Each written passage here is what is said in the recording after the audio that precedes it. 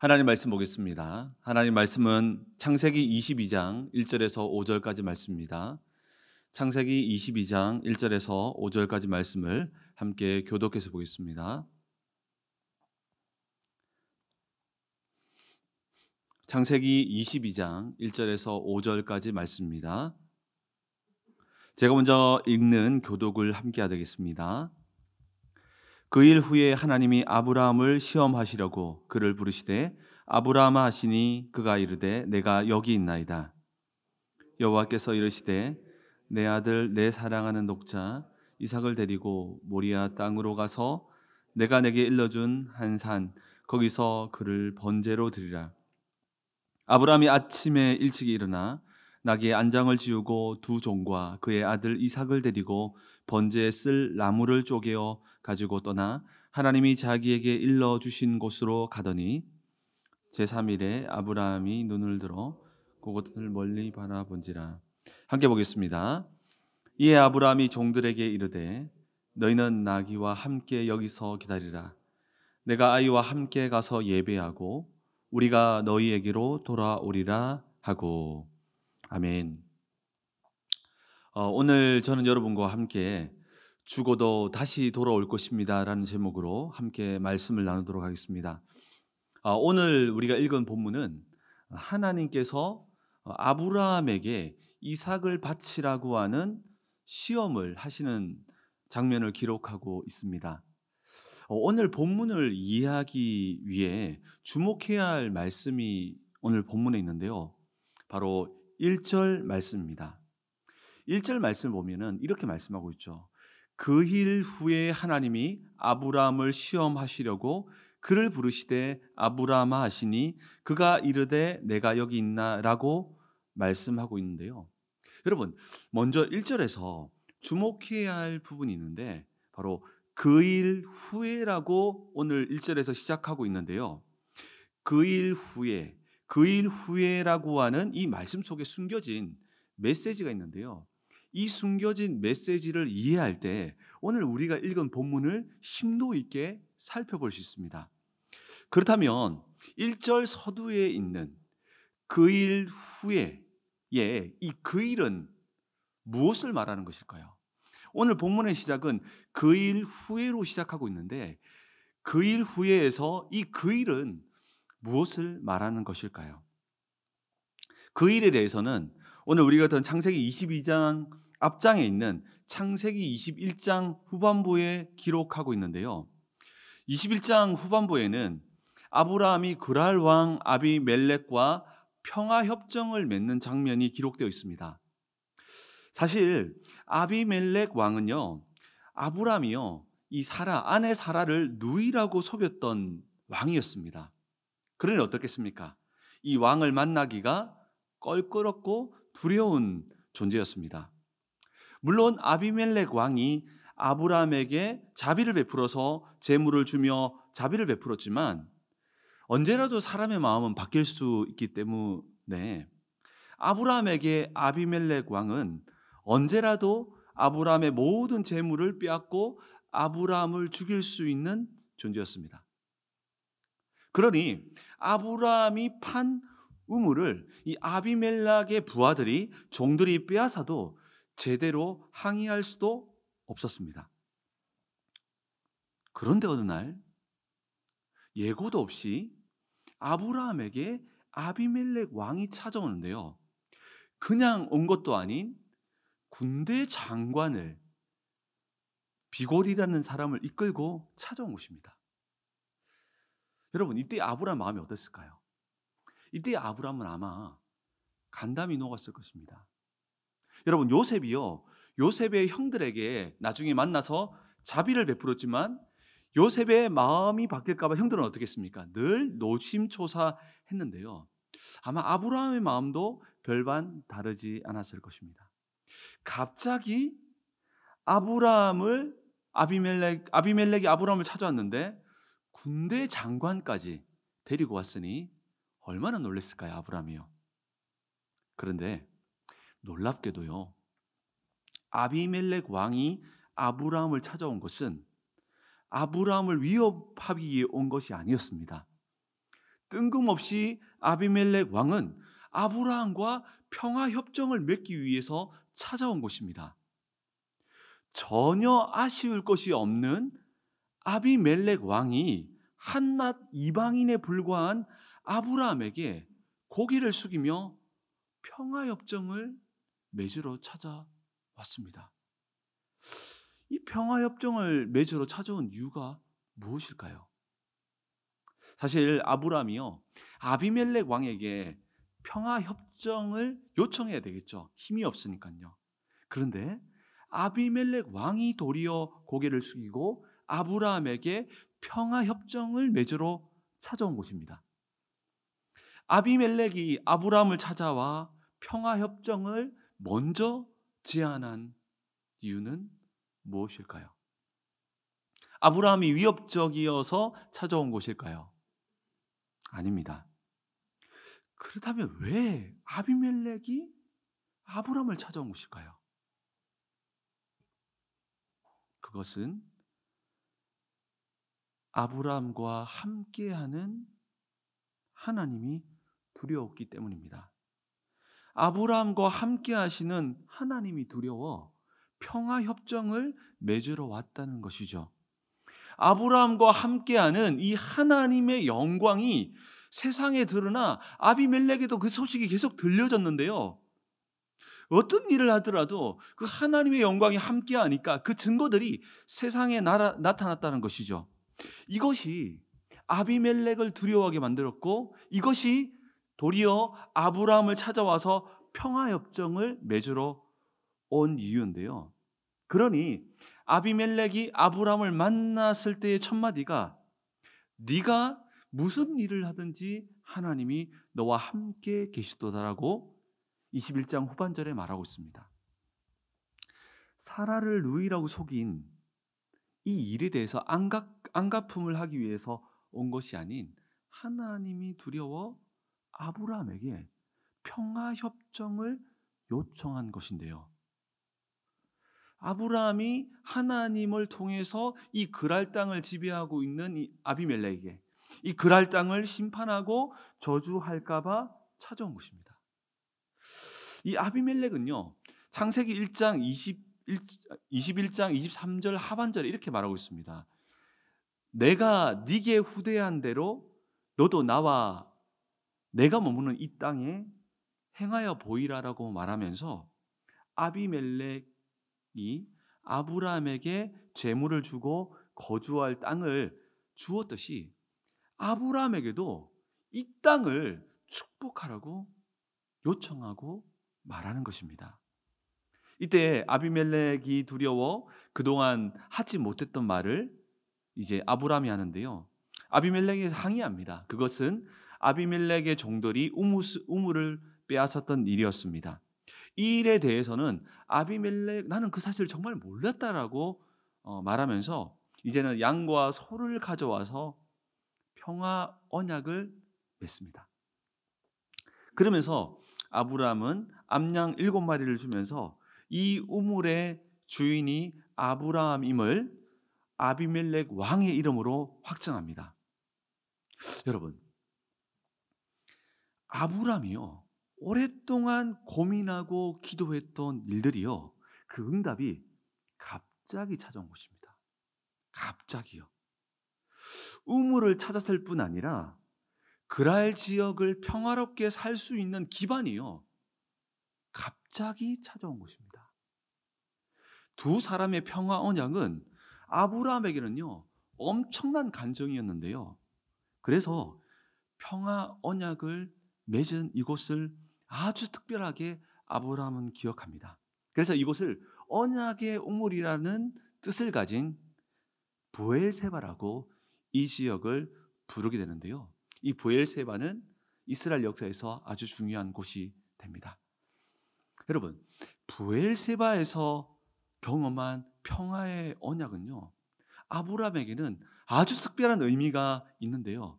단순히요, 오랫동안 고민했던 일이 해결되고 안정된 삶이 회복됐다는 정도의 의미가 아니었습니다.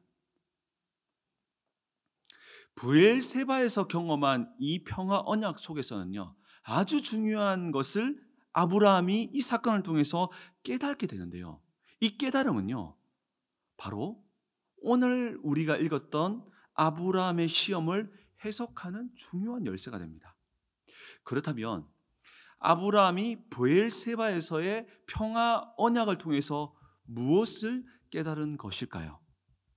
아브라함은요, 이 평화 협정을 통해서 하나님을 바라보는 지평을 넓히게 됩니다. 아브라함은요, 이와 같은 갑자기 찾아온 응답들, 이 갑자기 찾아온 삶의 섭리를 통해서 하나님을 만나게 되는데요. 이 아브라함이 만났던 하나님은 어떤 하나님일까요? 아브라함은요, 이 평화의 언약의 섭리를 통해 깨닫습니다. 아, 하나님은 영원하신 하나님이 되시는구나 라는 사실을 깨닫게 됩니다. 영원하신 여호와를 알게 되었다는 것이죠. 놀라운 것은요, 아브라함이 이 놀라운 섭리를 통해서 영원하신 하나님을, 여호와를 발견하게 될 때 인생이 변화되며 예배자로 서게 되는데요. 그러한 아브라함의 모습을 창세기 21장 33절에서는 이렇게 말합니다. 우리 오늘 자막을 보면서 창세기 21장 33절을 함께 읽도록 하겠습니다. 함께 읽겠습니다. 시작. 아브라함이 브엘세바에 에셀 나무를 심고 거기서 영원하신 여호와의 이름을 불렀으며, 아브라함이 브엘세바에서 에셀 나무를 심고 거기서 영원하신 여호와의 이름을 불렀으며, 아브라함에게요, 아비멜렉 왕이 아브라함에게 찾아와서 고개를 숙이며 평화 언약을 경험한 후에 아브라함은요, 에셀 나무를 심고 영원하신 여호와의 이름을 불렀다고 말씀하고 있는데요. 영원을 상징하는 이 에셀 나무를 심고 그것에 엘 엘론이라고 하는 영원하신 여호와의 이름을 불렀습니다. 영원하신 여호와의 이름을 불렀다는 것은요, 예배와 경배를 드렸다는 의미입니다. 아브라함은요, 이 평화 언약을 통해 영원하신 하나님, 이 하나님은 보통 하나님이 아니라 영원하신 하나님이시구나라는 것을 깨닫고요, 그분을 예배하는 삶을 시작하게 됐다는 것이죠. 하나님을 더 깊이 알게 되었고 하나님과의 관계가 더욱 깊어지게 되었다는 것이죠. 영원하신 여호와를 발견하고 그분을 알게 되고 그분과 교제하기 시작했다는 것입니다. 이것이 바로 오늘 읽은 본문의 1절에 그 일 후에의 그 일입니다. 1절에서 그 일 후에라는 것은요, 그 일 후에 하나님의 시험이 시작되는데요. 그 일 후에라는 말은 아브라함이 영원하신 하나님을 알고 깨닫고 예배하기 시작한 후라는 의미가 됩니다. 사랑하는 성도 여러분, 아브라함이요, 이 브엘세바에서 평화의 언약을 통해서 깨달은 영원한 하나님은 어떤 분이실까요? 첫 번째로는 영원하신 여호와, 아브라함을 발견했던 여호와의 영원하신 여호와는요, 결국 승리를 주시는 분이십니다. 아브라함은요, 아비멜렉이 두려웠고 또 두려워하며 살았지만 하나님은요, 아비멜렉 왕을 아브라함에게 고개를 숙이게 하였습니다. 아브라함이 한 것은 하나님과 함께함을 누린 것밖에 없었습니다. 그때에 영원하신 하나님께서 일하셨으며 하나님께서 이루신 승리를 아브라함에게 주셨습니다. 영원하신 여호와께서 아브라함에게 승리를 가져다 주셨다는 것이죠. 아브라함이 답답한 일을 당할 때 아무것도 할 수 없었습니다. 대항할 힘도 없었습니다. 하나님이 함께함을 바라보았을 때, 하나님이 함께함을 누렸을 때 결국 하나님께서 승리를 가져다 주시는 분이심을 발견하게 되죠. 영원하신 여호와, 두 번째로는 영원하신 여호와는 인생을 보호하시고 책임지시는 분이십니다. 아비멜렉이 군대 장관과 함께 왔습니다. 아비멜렉에게는 아비멜렉의 군대와 군대 장관이 있었겠죠. 그러나 아브라함에게는 스가랴에게 말했던 불로 둘러싼 성곽이 있었으며 엘리사의 사안에게 보여주었던 여호와의 불말과 불병거가 아브라함에게는 있었다는 것이죠. 이 속에서 아브라함의 영적 성장이 있었으며 그 영적 성장 중심에는 영원하신 여호와를 알게 되었는데요. 이 영원하신 여호와 속에서 여호와께서는 눈에 보이지 아니하지만 그 어떤 군대보다 그 어떤 나라보다 크신 분이심을, 우리의 인생을 보호하시고 책임지는 분이심을 이 평화 언약을 통해서 아브라함은 보게 되어졌고 더 크신 여호와를 보게 되었다는 것입니다. 하나님을 알아가고 하나님의 영광을 경험했다는 것이죠. 그렇기에 하나님을 알아가고 하나님의 영광을 경험하는 것은 너무 중요합니다. 아브라함은 이 인생의 섭리를 통해, 인생의 섭리 아닙니까? 아비멜렉이 찾아온 것은요, 통해서 하나님의 영광을 본 것입니다. 우리 인생에서 일어났던 많은 일들을 통해서요, 영적인 것을 보게 된 것입니다. 그 속에서 하나님의 영광을 보게 되었다는 것이죠. 사랑하는 성도 여러분, 우리에게도요, 영적인 성장이 필요합니다. 우리가 변화되고 성장하기 위해서는요, 우리 인생에서도 하나님의 영광을 경험해야 합니다. 우리 역시 영원하신 하나님을 발견하고 만나야 한다는 것이죠. 이 영원하신 하나님을 삶의 섭리 가운데 역사하시는 그 하나님을 통해서 만나야 한다는 것이죠. 이때 우리는 승리를 주시며 우리 인생을 책임져 주시는 하나님을 경험하게 될 줄 믿습니다. 이러한 은혜가 말씀을 듣는 우리 모두에게 임하게 되길 축복합니다. 오늘 예배를 통해서 영원하신 여호와를 발견함으로 승리와 하나님의 책임지심을 확신하게 되기를 예수 그리스도 이름으로 축복합니다. 오늘 본문 1절에서 그 일 후에는 라고 하는 이 말 속에는요, 시간적 간격이 있는데요. 창세기 21장과 22장은 한 장 차이니까 금방인 것처럼 보이지만 대략 10년 정도의 간격이 있습니다. 창세기 21장 마지막 절에 여러 날을 지냈다라는 이 말은요, 원문으로 보면은 오랜 시간을 말하는데요. 이 성경의 앞뒤 문맥을 보았을 때 대략 10년 정도의 간격으로 볼 수 있습니다. 아브라함이요, 10년 동안 영원하신 하나님을 예배하며 누렸을 때 하나님께서 아브라함을 찾아와 시험하십니다. 그런데요, 아브라함이 10년 동안이나 영원하신 여호와 이름을 부르며 예배하며 하나님과 교제할 때 하나님께서는 아브라함에게 특별한 하나님이 되십니다. 여러분, 1절에 그 일 후에 다음에 나오는 말씀이 하나님이 아브라함을 시험하시려고라고 기록되어 있죠. 사실 한글 번역에는 중요하지만 빠져있는 글자가 하나 있습니다. 아브라함이 하나님을 시험하시려고 해서 한글 번역에서는 그냥 하나님이라고 번역했지만 원문에는요, 엘로힘을 뜻하는 하나님 앞에 하라고 하는 정관사가 붙어 있습니다. 하나님 앞에 정관사가 붙어 있다는 것이죠. 원문대로 해석하면 하나님이가 아니라 그 하나님이라는 것이죠. 여러분, 정관사는요, 특별할 때 붙이는 것인데요. 아브라함을 시험하는 하나님은 이제 아브라함에게 특별한 그 하나님이라는 것이죠.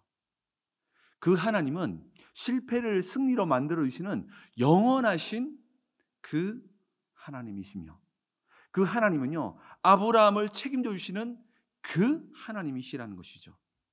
에셀 나무가 자라는 10년 동안 영원하신 하나님을 예배할 때, 영원하신 하나님은 아브라함에게 특별한 영원하신 그 하나님이 되셨다는 사실입니다. 10년 동안 영원하신 하나님을 예배했던 아브라함을 축복하셨던 그 하나님께서 또한 어떻게 하시죠? 오늘 본문에서 뭐 합니까? 또 시험하고 계시죠.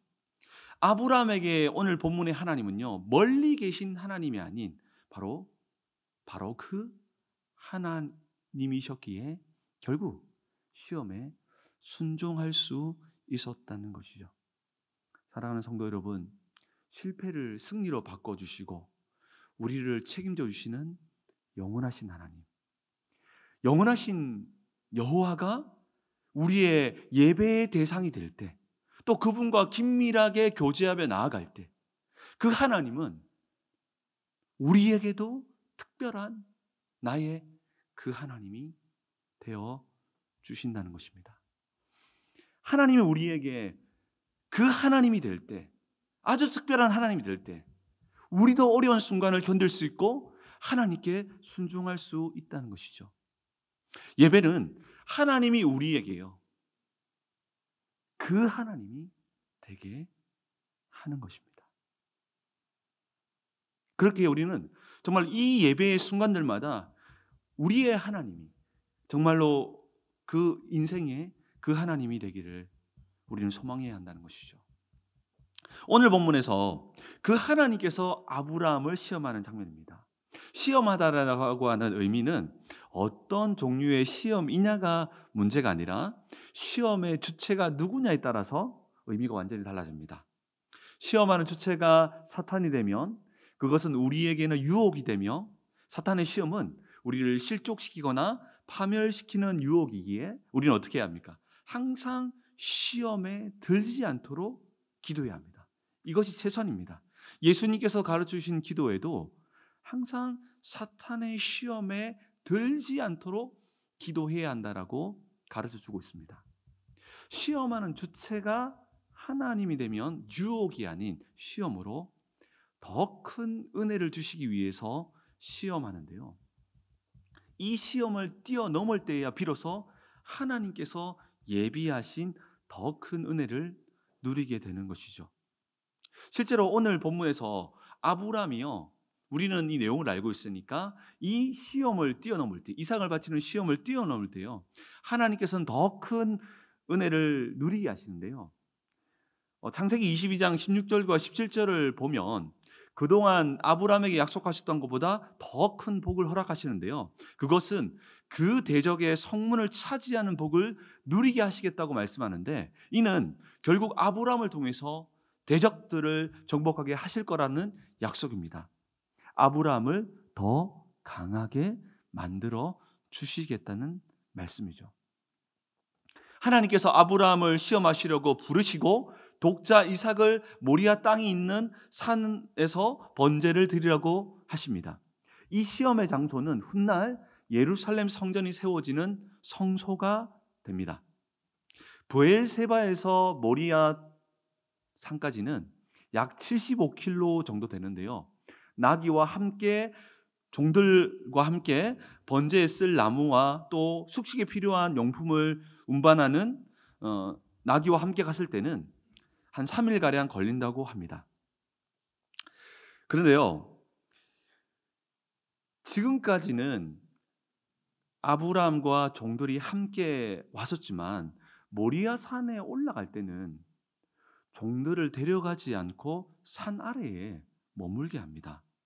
그러면서 이삭과 함께만 산으로 올라가는데요, 이삭과 함께 아브라함이 모리아 산에 올라가는 장면에서 우리는 아브라함의 아주 중요한 믿음을 발견하게 되는데요, 그 믿음이 무엇일까요? 오늘 본문 5절 말씀을 함께 다 같이 한번 읽어보도록 하겠습니다. 오늘 본문 5절 말씀 읽겠습니다. 시작.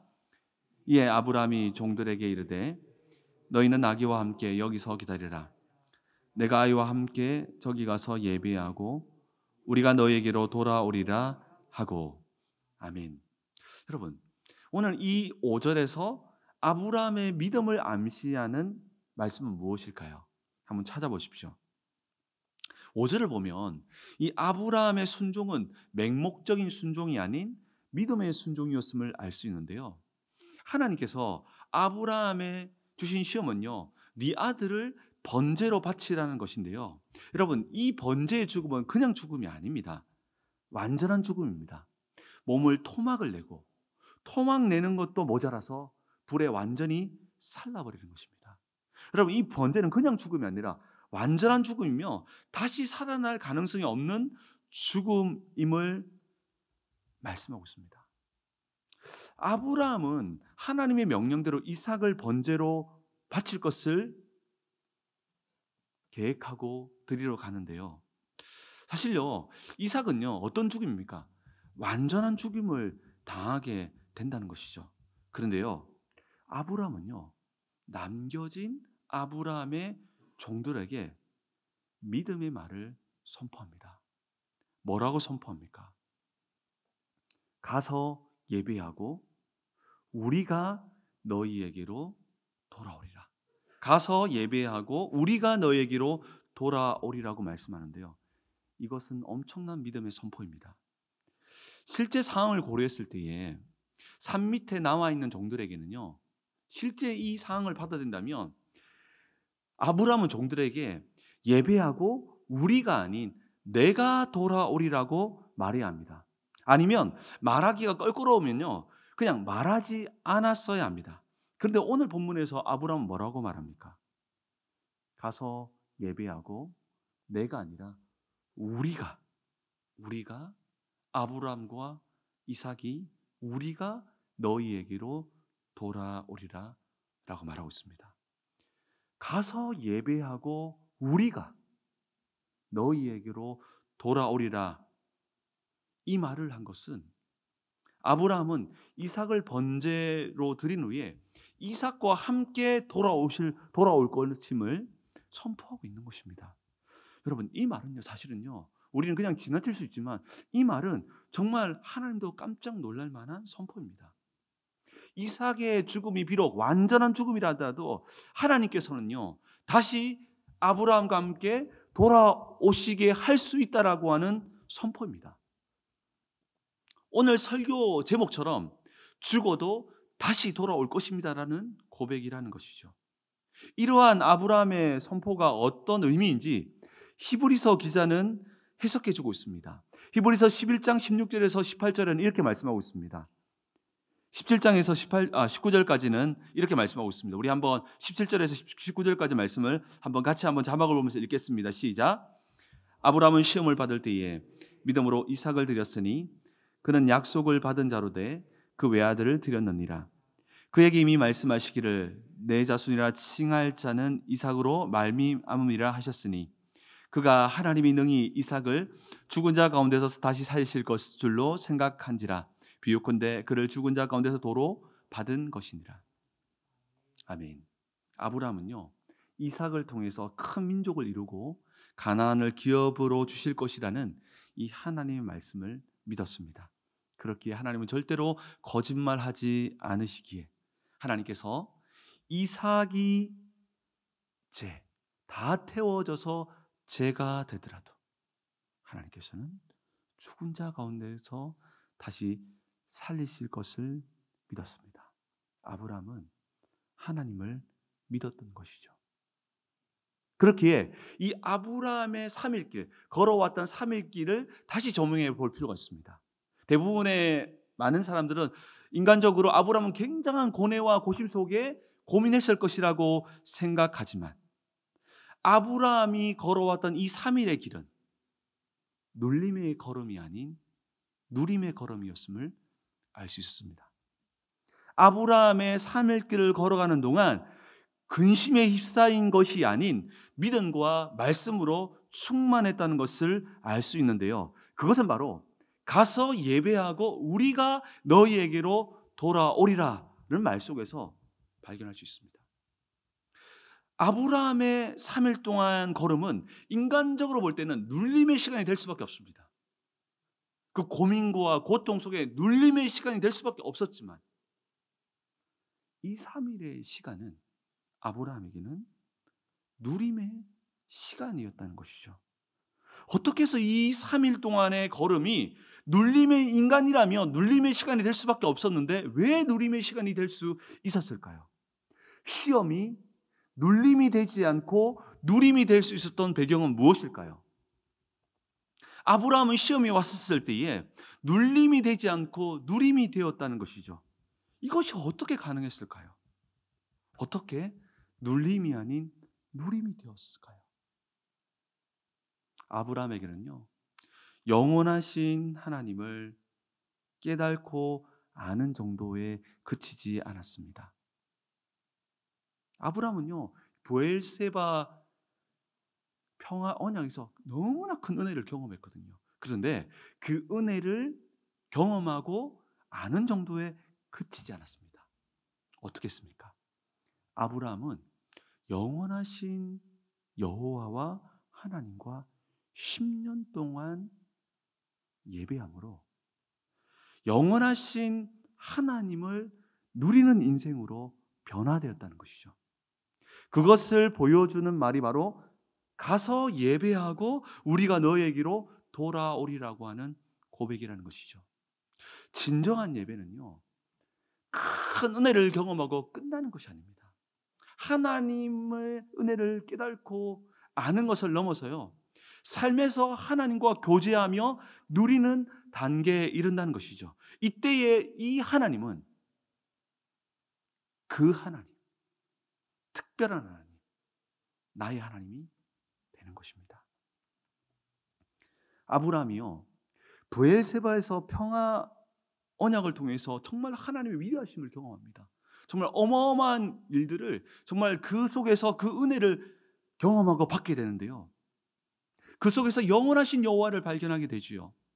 그런데요, 그 은혜를 지속하고 더 자라게 하는 길이 있었는데요. 그것은 에셀 나무가 자라는 것을 볼 때마다 하나님을 예배했다는 것입니다. 이때에 영원하신 하나님을 아는 것을 넘어서 영원하신 하나님을 인생에서 삶에서 누리게 되었다는 것이죠. 그때의 아브라함에게는요, 영원하신 여호와는 정말로 아브라함에게 특별하신 하나님이 아니라 그 하나님이 되었다는 것이죠. 아브라함이 10년 동안 브엘세바에서 발견했던 영원하신 하나님을 예배하면 예배할수록 아브라함에게 하나님은 특별한 그 하나님이 되셨다는 것이죠. 영원히 살려주시는 하나님이 아브라함에게 그 하나님이 되었다는 것입니다. 여러분, 이것이요, 10년 동안, 20년 동안, 30년 동안 우리가 예배하는 이유입니다. 성경에 있는 하나님이 아니라 우리가 여호와를 예배하면 예배할수록 우리에게도 그 하나님, 특별한 하나님이 되어야 한다는 것이죠. 우리는 예배하고 있습니다. 영원하신 하나님을 예배하면 예배할수록 그 하나님과의 누림과 교제 속에서 아는 단계를 넘어서 누림의 단계로 나아가고 있습니까? 우리 역시 아브라함처럼 그 하나님이 되고 있습니까? 우리 역시 누림의 단계가 아니라 정말로 아브라함의 이 놀라운 예배의 은혜 속에서 누림의 단계로 나아가고 있습니까? 우리 역시 아브라함처럼 눌림에서 누림의 단계로 나아가야 한다는 것이죠. 이때 우리도 가서 예배하고 우리가 너희에게 돌아오리라라고 온 세상 열방을 향해서 담대하게 선포할 수 있다는 것이죠. 이러한 은혜가 우리에게 임했으면 좋겠습니다. 오늘 정말 말씀을 통해서 정말 영원하신 하나님, 그 하나님이 우리가 이와 같은 예배 속에서 또 삶의 예배 속에서 끊임없이 시간이 지날수록 그 하나님은 정말 나의 하나님, 내 인생의 정관사 덕가 붙은 그 하나님이 됨으로 눌림에서 누림의 인생으로 바뀌어지는 우리 모든 인생 되기를 예수 그리스도 이름으로 축원합니다.